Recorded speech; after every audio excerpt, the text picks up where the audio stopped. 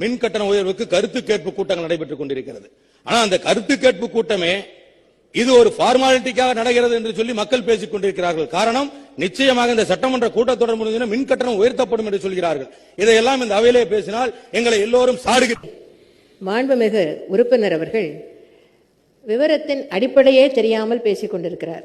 நீங்கள் உள்ளாட்சி தேர்தலை முடித்துவிட்டு அதன் பின்னர் பேருந்து கட்டணத்தை உயர்த்தினீர்கள், அதன் பின்னர் பால் விலையை உயர்த்தினீர்கள், முன்னதாக செய்திருந்தால் தெரிந்திருக்கும் என்று சவால் விடும் துணியில் பேசினார்.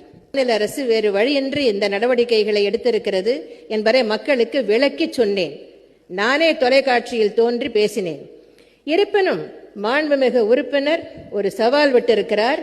அவருக்கு பதில் சவால் நான் விடுகிறேன். சங்கரன் கோயிலில் நாங்கள் தனித்து வேட்பாளரை நிறுத்தப் போகிறோம். உங்கள் கட்சிக்கு திராணி இருந்தால் தனித்து வேட்பாளரை நிறுத்துங்கள்.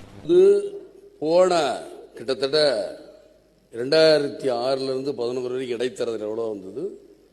அந்த இடைத்தேர்தல ஒரு தேர்தலில் கூட அனைத்து இந்த அண்ணா திராவிட முன்னேற்ற கழகம் ஜெயிக்கல.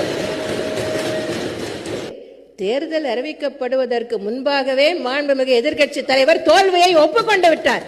தோல்வியை ஒப்புத்துக்கல, கேட்டதுக்கு மட்டும்தான் பதில்.